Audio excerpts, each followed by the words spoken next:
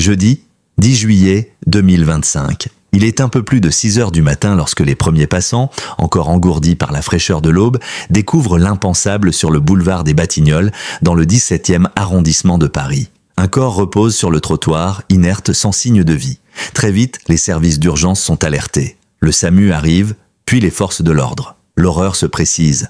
Il ne s'agit pas d'un inconnu. L'homme gisant au sol est Bun Hai-min, célèbre humoriste français connu pour ses spectacles mordants et son pseudonyme de Chinois marrant. À 43 ans, l'artiste vient de trouver la mort dans des circonstances aussi brutales qu'incompréhensibles. Le quartier, d'ordinaire animé et joyeux, se fige. Les riverains observent en silence, stupéfaits. Les agents installent un périmètre de sécurité, tandis que les techniciens de l'identité judiciaire examinent minutieusement la scène. Le choc est d'autant plus grand que l'homme était encore vu la veille, souriant, attablé dans un café proche avec un ami, parlant de son prochain voyage à Montréal, où il devait se produire dans 2 jours. Personne n'aurait pu imaginer un tel basculement. L'annonce de son décès se répand très rapidement. Les rédactions des médias s'en emparent. Les alertes tombent sur les téléphones des Français. L'humoriste Bun Hai-min, retrouvé mort à Paris. Très vite, des milliers de messages affluent sur les réseaux sociaux. Des fans, des collègues, mais aussi de simples anonymes bouleversés tentent de comprendre comment un artiste en pleine ascension, rayonnant d'énergie et de projets, a-t-il pu trouver la mort ainsi, au pied de son immeuble? Était-ce un suicide, un accident, ou pire, un acte criminel? Les premiers éléments relevés par les policiers orientent les investigations vers une chute depuis le 8e étage de l'immeuble, précisément depuis le balcon de l'appartement de l'humoriste. Aucun signe de lutte, aucune trace d'effraction, l'intérieur du logement est en ordre. Une valise est posée près de la porte, soigneusement bouclée. Le passeport est rangé dans la pochette avant, aux côtés d'un billet d'avion pour Montréal. Bun Hai-min s'apprêtait à partir, littéralement. L'idée d'un départ volontaire vers la mort semble peu compatible avec un tel niveau de préparation pour un départ professionnel. Pourtant, en l'absence de témoins directs de la chute, toutes les hypothèses doivent être considérées. Les enquêteurs interrogent les voisins, les commerçants alentours, fouillent le passé récent de l'humoriste, analysent ses derniers échanges téléphoniques et ses courriels. Ils découvrent rapidement que son téléphone ne se trouvait pas dans l'appartement, mais dans une gouttière, juste en contrebas du balcon. Un détail qui pourrait sembler anodin mais qui, à ce stade, s'avère central. L'objet semble avoir glissé ou été projeté vers l'extérieur. L'hypothèse prend forme. Bun Hai-min aurait tenté de le récupérer penché au-dessus du vide, perdant son équilibre dans un moment de distraction. Une chute de plusieurs dizaines de mètres, sans aucune chance de survie. La thèse de l'accident tragique s'impose peu à peu. Le choc est immense dans le monde du spectacle. Bun Hai-min n'était pas seulement un comique de scène. Il était une voix à part, une figure aimée, admirée, respectée. Révélé par Jamel Debbouze dans les années 2010, il avait su s'imposer avec une langue affûtée, une audace rare et un humour percutant sur les questions identitaires, raciales, sociales. Il incarnait une nouvelle génération d'artistes, lucides, drôles et profondément ancrés dans le réel. Sa mort est ressentie comme une perte collective. À mesure que les heures passent, l'émotion devient nationale. Le président du festival Juste pour rire de Montréal publie un communiqué. « Nous attendions Bun Hai-min avec joie. Nous sommes effondrés. Le théâtre du République à Paris, où l'artiste avait souvent joué à guichet fermé, suspend ses représentations pour la journée.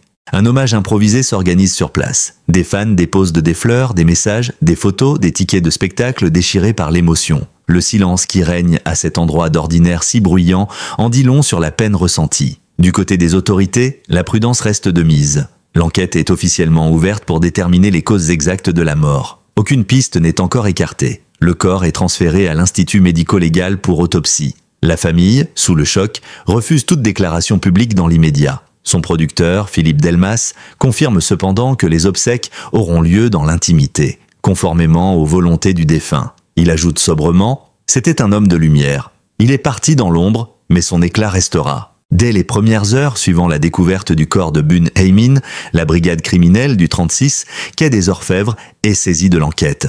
Le choc médiatique ne doit pas interférer avec la rigueur du travail policier. Il faut aller vite, mais bien. Chaque minute compte dans les premières phases de l'investigation. L'humoriste décédé brutalement en pleine rue est une personnalité publique, et le moindre soupçon, la plus petite rumeur, risque d'alimenter un emballement médiatique déjà en cours. Les agents commencent par inspecter les lieux. Le balcon du 8e étage d'où Bun Hai-min aurait chuté, l'intérieur de son appartement, les parties communes, les abords de l'immeuble. Très vite, ils trouvent un premier indice troublant. Son téléphone portable n'est pas dans son logement, ni dans sa poche, mais dans une gouttière en contrebas du balcon. Ce détail change la donne, car s'il a chuté alors qu'il tentait de récupérer son téléphone tombé depuis son balcon, cela orienterait l'enquête vers un accident, et non vers un acte volontaire. Deuxième élément important, un manche à balai de taille inhabituelle est retrouvé coincé entre la rambarde et la gouttière. Les premières analyses révèlent que l'objet portait l'empreinte du défunt. Cette trouvaille donne rapidement forme à une hypothèse. Bun Hae-min aurait fait tomber son téléphone par mégarde depuis son balcon, puis, dans un moment de précipitation ou de panique, aurait tenté de le récupérer à l'aide du manche à balai. Une manœuvre risquée, périlleuse même, depuis une telle hauteur. Aurait-il glissé en tendant le bras? Se serait-il penché trop loin? L'accident prend soudain des contours plausibles. Les enquêteurs prennent également soin de fouiller son appartement en détail. Aucune trace d'effraction, aucune violence visible. Les meubles sont intacts. Les objets personnels à leur place. Rien ne laisse croire à une bagarre ou à une intrusion. Dans l'entrée, une valise est posée, bouclée, prête à l'emploi. À l'intérieur, des vêtements soigneusement pliés, une trousse de toilette et surtout un passeport accompagné d'un billet d'avion pour le Canada. Bun Hae-min devait décoller dans quelques heures pour Montréal où une salle de spectacle l'attendait pour une tournée très attendue. Un homme qui planifie un départ à l'étranger, qui prépare ses affaires, qui imprime son billet, est-il vraiment sur le point de se suicider? La réponse semble évidente pour les enquêteurs, non. Mais la procédure impose d'écarter méthodiquement toutes les possibilités. Le voisinage est interrogé. Certains habitants disent avoir entendu un cri, mais personne n'a été témoin direct de la chute. Aucun n'a vu une personne étrangère dans les couloirs. Le gardien de l'immeuble confirme que Bun Hae-min est rentré seul la veille, aux alentours de 22 heures. Il avait échangé quelques mots banals, plaisanté même, avant de regagner son appartement. Aucun signe de détresse. Les caméras de surveillance installées dans l'entrée du bâtiment confirment ces dires. On y voit Bun Hae-min entrer seul, saluer un voisin, monter dans l'ascenseur. Aucune autre silhouette suspecte n'apparaît dans les heures précédant le drame. De l'avis général, tout indique que l'humoriste était seul chez lui au moment des faits. Les enquêteurs s'intéressent ensuite à ses communications récentes. Les données du téléphone sont extraites. Les derniers messages envoyés et reçus ne laissent pas entrevoir d'inquiétude. Il échangeait avec son producteur sur les horaires de vol, plaisantait avec un ami humoriste à propos de son dernier sketch et avait confirmé à son frère qu'il passerait le voir à son retour. Rien, absolument rien, ne correspond à un état dépressif ou désespéré. La piste du suicide s'éloigne encore davantage. Interrogé, ses proches témoignent tous dans le même sens. Bun Hae-min était certes parfois fatigué comme tout artiste en tournée, mais il était dans une période d'inspiration intense, selon ses mots. Il parlait déjà d'un nouveau spectacle plus personnel qu'il voulait commencer à écrire à son retour du Canada. Il était heureux d'avoir trouvé un équilibre entre sa vie professionnelle et sa vie intime qu'il protégeait farouchement. Certains disent même qu'il évoquait l'idée de devenir père. Le parquet de Paris, devant cette accumulation de signaux favorables à la thèse accidentelle, ordonne une autopsie complète. Objectif, confirmer scientifiquement l'absence de violence, de substances toxiques ou d'éléments pouvant indiquer une autre cause de décès. Dans l'attente des résultats, les enquêteurs estiment qu'un accident est, à ce stade, l'option la plus crédible. Une tentative maladroite de récupérer un téléphone tombé dans une gouttière qui vire au drame. Mais tant que le rapport médico-légal n'est pas rendu, rien n'est définitif. Et en parallèle, sur les réseaux sociaux, les théories les plus folles se propagent. Certains parlent de dépression cachée, d'un prétendu conflit amoureux ou même de l'implication d'une tierce personne. Ces spéculations, bien que dénuées de fondement, viennent polluer l'enquête et troubler l'opinion publique. Le parquet décide alors de communiquer de façon exceptionnelle et annonce que les résultats de l'autopsie seront révélés dès leur réception. Il s'agit de calmer les esprits, mais aussi de respecter la mémoire d'un artiste dont l'image est en train de se troubler sous le poids des fausses informations. Dans l'ombre, la famille attend. Les fans s'interrogent. Le monde du spectacle est suspendu au verdict de la science. L'humour français a perdu l'un de ses plus grands talents. Reste à comprendre exactement comment. Le dimanche 13 juillet, en fin de matinée, le parquet de Paris tient une conférence de presse brève mais décisive. 3 jours après la mort de Bun Hae-min, l'autopsie commandée par les autorités judiciaires est enfin achevée. Les conclusions sont formelles, la thèse de l'accident est confirmée. Un choc brutal à la suite d'une chute de plus de 20 mètres depuis le balcon du 8e étage. Aucune trace de lutte, aucune blessure antérieure à l'impact, aucun signe de strangulation, de coup, de contention. Le corps du comédien est resté intact avant la chute. Aucun élément toxique n'a été retrouvé dans son organisme. L'alcool, les drogues, les médicaments, rien. Son organisme ne contenait qu'un taux normal de caféine et de glucose. L'homme menait une vie saine. Rien ne laisse penser à un état second ou à une quelconque altération de son jugement. L'autopsie vient donc appuyer ce que les premiers indices laissaient entendre. Bun Hae-min a chuté de son balcon alors qu'il tentait de récupérer un objet, son téléphone portable, tombé dans la gouttière située à l'aplomb de l'immeuble. Le manche à balai retrouvé sur place, comportant ses empreintes, confirme la tentative. Ce geste, aussi banal que risqué, aura été son dernier. Un moment d'imprudence, un déséquilibre, une seconde d'inattention, et la vie s'est arrêtée net. Ces résultats médicaux mettent un terme aux spéculations les plus sombres. Depuis l'annonce de sa mort, les rumeurs les plus infondées s'étaient multipliées. Certains internautes voyaient dans cette disparition soudaine la trace d'un suicide masqué, d'un chagrin amoureux, d'un complot même. D'autres évoquaient une scène de jalousie, une dette cachée, un mal-être silencieux. Le silence de la famille, respecté par tous, n'avait rien arrangé. En l'absence de communication officielle, les fantasmes s'étaient engouffrés dans les interstices de l'émotion collective. Mais le corps, lui, ne ment pas. Et c'est lui qui a parlé avec la froideur clinique du constat scientifique. Bun Hae-min ne s'est pas suicidé. Il n'a pas été poussé. Il n'a pas été attaqué. Il est tombé, seul, accidentellement, dans un moment banal presque absurde. En tentant de récupérer un objet du quotidien, il a mis sa vie en jeu sans le vouloir. Ce n'est pas une mise en scène tragique, c'est la vie dans ce qu'elle a de plus cru. Imprévisible, injuste, cruelle parfois. La publication du rapport d'autopsie, bien que douloureuse, apporte aussi une forme de soulagement aux proches de l'humoriste. Elle lave son nom des insinuations, rétablit la vérité. Son producteur, Philippe Delmas, s'exprime sobrement dans un communiqué. Bun est parti comme il a vécu, libre, imprévisible, à sa manière. Ce n'était ni un geste de désespoir, ni un acte réfléchi. C'était la vie et son ironie tragique. Il ajoute que la famille, désormais apaisée,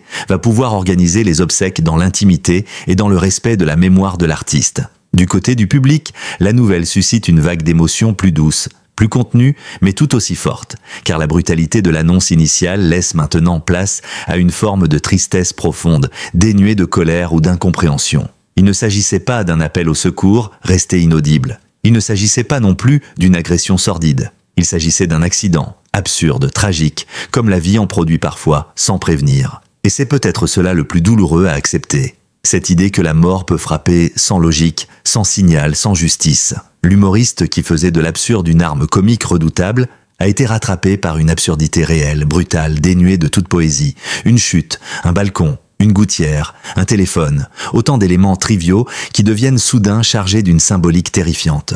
L'humour noir qu'il affectionnait tant se retourne sur lui-même. Et dans cette ironie finale, les fans trouvent malgré tout un étrange réconfort. Comme si Bun Hae-min avait quitté la scène en fidèle comédien dans un dernier acte involontaire mais parfaitement dans le ton de sa carrière, inattendu, dérangeant, inoubliable, l'affaire est désormais classée. La justice ne poursuivra pas d'investigation supplémentaire. Il n'y aura pas de procès, pas de coupable à désigner.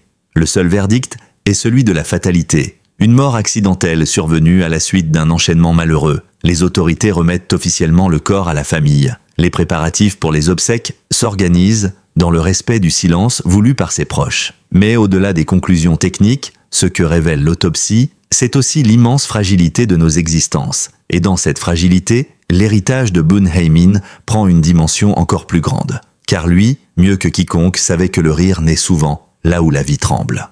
La mort tragique de Bun Hae-min a non seulement bouleversé ses proches et ses fans, mais elle a également marqué un tournant dans le paysage humoristique français. Car avec lui s'éteint une voix singulière, libre, souvent impertinente, toujours sincère. Sa disparition laisse orpheline une génération de spectateurs qui avaient su trouver en lui un porte-voix de la diversité, du franc-parler, de l'humour comme arme contre les stéréotypes. Né à Bordeaux en 1982, de parents d'origine cambodgienne et chinoise, Bun Hae-min grandit dans une société française encore peu ouverte à la pluralité des origines. Très tôt, il comprend que sa différence physique attire les regards, provoque des réflexions maladroites, des moqueries parfois. Mais au lieu de s'en plaindre, il décide d'en faire une force. Le théâtre devient pour lui un refuge, l'écriture un exutoire. Il entre dans le monde du stand-up avec l'envie féroce de faire rire, mais aussi de dire ce qu'il voit, ce qu'il vit, ce qu'il subit, ce que la société tait. C'est au début des années 2010 que le grand public le découvre grâce au Jamel Comedy Club. Jamel Debbouze, figure emblématique du renouveau de l'humour français, repère son talent hors norme et lui ouvre les portes de la scène. Très vite, Bun se distingue. Ses textes au son tranchant, ses références multiples, son regard acide mais jamais cynique. Il a ce don rare d'allier engagement et légèreté, profondeur et autodérision. Il parle du racisme avec malice, des clichés avec une ironie jubilatoire, des injustices avec une rage contenue. Le tout porté par une énergie scénique explosive. Son pseudonyme, le Chinois marrant, est à lui seul un manifeste. Il prend à revers le racisme ordinaire, le détourne, l'absorbe pour mieux le ridiculiser. En choisissant de se présenter ainsi, il assume les préjugés pour mieux les démanteler. Dans ses spectacles, il incarne tous les rôles, du français raciste au touriste américain ignorant, en passant par ses propres parents, souvent caricaturés avec tendresse et ironie. Chaque phrase est une flèche, chaque blague une micro-révolution. Il ne cherche pas à plaire, mais à faire réfléchir. Et ça marche. Les spectacles s'enchaînent. Chinois marrant dans les starting blocks, Bun Hei-min, le monde appartient à ceux qui le fabriquent. Et plus récemment, une tournée internationale qui devait l'emmener de Genève à Montréal, en passant par Bruxelles, Marseille et bientôt New York. À chaque date, les salles sont pleines, les rires nombreux, les débats vivants. Car Bun Hei-min, c'est aussi une parole politique. Il aborde la colonisation, la xénophobie, les violences policières, les clichés sur l'Asie, l'héritage post-indo-chinois. Autant de thèmes rares dans l'humour mainstream. Son courage scénique lui vaut l'admiration de ses pairs et l'amour d'un public fidèle. En parallèle de ses spectacles, Bun multiplie les apparitions au cinéma et à la télévision. Il prête sa voix à des personnages de dessins animés, participe à des émissions de débat, joue dans plusieurs comédies françaises. Mais toujours, il garde sa ligne, refuser le compromis. Il décline les rôles caricaturaux, refuse les sketchs racistes déguisés en plaisanterie et prend la parole même quand elle dérange. Il devient une figure respectée dans le milieu, admirée pour sa rigueur, sa générosité, sa capacité à ne jamais trahir ses valeurs. En privé, Bun Hei-min est décrit par ses proches comme un homme discret, généreux, loyal. Il protège farouchement sa vie intime, ne s'expose jamais sur les réseaux, fuit les soirées mondaines. Sa priorité, écrire, jouer, transmettre. Ceux qui le côtoyaient parlait d'un passionné, obsédé par la scène, perfectionniste jusqu'au bout, travaillant des mois sur une blague pour qu'elle sonne juste. Il partageait souvent ses doutes, mais toujours avec humour. « Je suis trop bizarre pour plaire à tout le monde », disait-il en riant. C'est justement cette étrangeté qui faisait sa force. La tournée qu'il préparait en 2025 devait être un moment charnière. Il y dévoilait un nouveau pan de lui-même, un spectacle plus personnel, plus introspectif, dans lequel il revenait sur son enfance, ses racines, son besoin d'exister dans un monde qui le regardait comme un étranger. « Je veux raconter ce que c'est que d'avoir grandi en France sans jamais y être totalement chez soi », expliquait-il. Ce spectacle n'aura jamais lieu, mais il reste dans les carnets, les enregistrements, les souvenirs de ceux qui l'ont vu l'ébaucher. Sa mort laisse un vide immense, dans le cœur du public, dans la scène humoristique française et plus largement dans la parole artistique libre. Car Bun Hei-min n'était pas seulement drôle, il était nécessaire. Il rappelait à chacun que le rire pouvait être un acte politique, une forme de résistance, une manière de survivre. Sa voix manquera, son rire aussi, et derrière ce sourire large et lumineux, c'était toute une vision du monde qui s'exprimait. Mais comme souvent avec les artistes majeurs, son œuvre ne meurt pas avec lui. Elle continue de circuler, d'inspirer, de déranger, de faire rire. Sur YouTube, ses vidéos battent des records de vues depuis l'annonce de sa disparition. Des jeunes découvrent son univers. Des anciens spectateurs replongent dans ses sketchs. Le théâtre reste vide, mais sa parole résonne encore. Car Bun Hei-min, même tombé, reste debout dans les mémoires. Quelques jours après la disparition brutale de Bun Hei-min, alors que les médias commençaient à se faire plus discrets et que l'émotion publique s'installait dans une forme de recueillement muet, les proches du comédien annonçaient une décision sobre mais ferme. Ses obsèques auraient lieu dans la plus stricte intimité. Aucune caméra, aucun journaliste, aucune retransmission en direct. Un adieu simple, digne, fidèle à ce que l'artiste avait toujours revendiqué dans sa vie privée. La pudeur, la sincérité et le refus de toute mise en scène médiatique de l'intime. Ce choix, respecté par tous, n'a pas empêché une vague d'hommages puissants à travers le pays. D'abord sur les réseaux sociaux, où fans, anonymes, artistes et personnalités publiques ont partagé leurs souvenirs, leurs émotions, leurs rires, leurs pleurs. Des extraits de sketchs, des photos de spectacles, des anecdotes de rencontres. Chacun, à sa manière, a voulu dire merci à celui qui les avait tant fait rire, réfléchir, parfois même pleurer. Il m'a appris que je pouvais être asiatique et drôle sans m'excuser d'exister, écrivait une internaute. Je me sentais moins seul grâce à lui.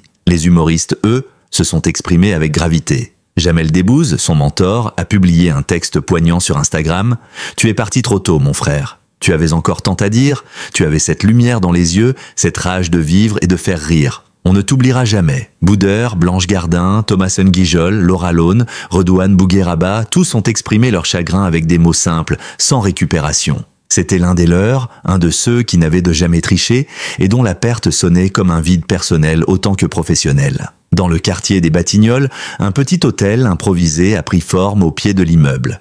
Des bougies, des fleurs, mais aussi des objets inattendus, des balais, en référence tragique mais tendre à l'accident, des carnets de blagues, des tickets de spectacle, des messages griffonnés sur des feuilles volantes. Certains venaient, la nuit tombée, et restèrent de longues minutes en silence. D'autres récitaient à voix basse ces répliques les plus mordantes. Le trottoir était devenu, l'espace de quelques jours, un théâtre du souvenir. Des initiatives spontanées ont également vu le jour. Des humoristes ont proposé de jouer un sketch de Bon Hey-Min lors de leur prochain spectacle. À Lille, un théâtre a décidé de projeter en boucle son premier one-man show. À Lyon, une association d'étudiants d'origine asiatique a organisé une soirée de débat autour de ses textes et de leur portée sociale. À Genève et Montréal, où il était attendu, les salles ont gardé un siège vide sur scène symbolisant son absence.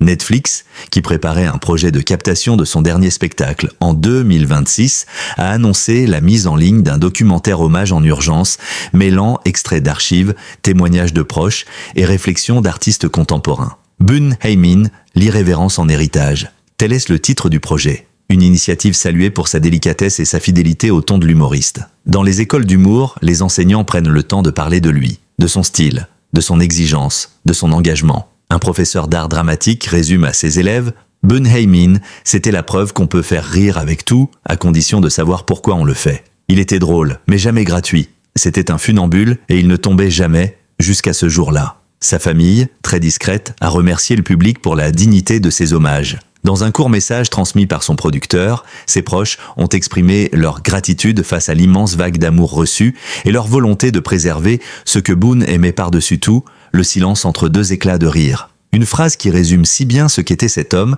un artiste du contraste, du contre-pied, de l'équilibre fragile entre la gravité du monde et la légèreté salvatrice du rire. Dans le milieu artistique, une réflexion s'amorce déjà sur l'après. Comment perpétuer son héritage ? Comment éviter que sa voix, si précieuse, ne se perde dans le bruit ambiant? Plusieurs projets sont en discussion. Une bourse pour jeunes humoristes issus de la diversité, une salle qui pourrait porter son nom, un prix remis chaque année à un humoriste engagé. Mais au-delà des hommages institutionnels, c'est dans les cœurs que Bon Hey-Min continuera de vivre. Dans chaque rire provoqué par une de ses vidéos, dans chaque jeune artiste qui ose dire ce qu'il pense sans filtre, dans chaque spectateur qui se sent moins seul en l'écoutant.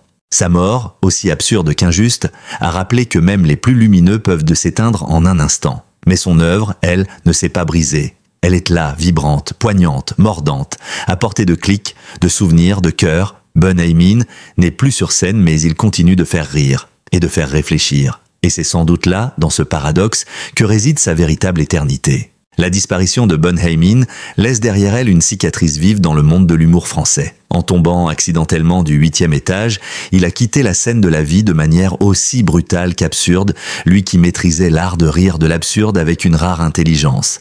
Mais plus qu'un simple comédien, il incarnait une parole libre, une conscience éveillée, un regard aigu sur notre société. Sa voix, aujourd'hui éteinte, continue pourtant de résonner à travers ses sketchs, ses mots, son courage de dénoncer sans jamais mépriser. Le chinois marrant est parti, mais son rire, lui, n'a pas fini de réchauffer nos esprits. À travers ses œuvres, Bon Hey-Min restera à jamais un phare pour celles et ceux qui croient que l'humour peut éclairer les zones d'ombre du monde. Merci d'avoir regardé cette vidéo jusqu'à la fin. Si l'histoire de Bon Hey-Min vous a touché autant que nous, n'hésitez pas à laisser un commentaire pour partager vos souvenirs, vos impressions ou un simple mot d'hommage. Votre soutien compte énormément. Pensez aussi à vous abonner à notre chaîne pour ne rien manquer de nos prochains contenus et à activer la cloche pour être informé dès qu'une nouvelle vidéo sort. Un simple clic peut nous aider à continuer de raconter ces histoires humaines, sincères et bouleversantes.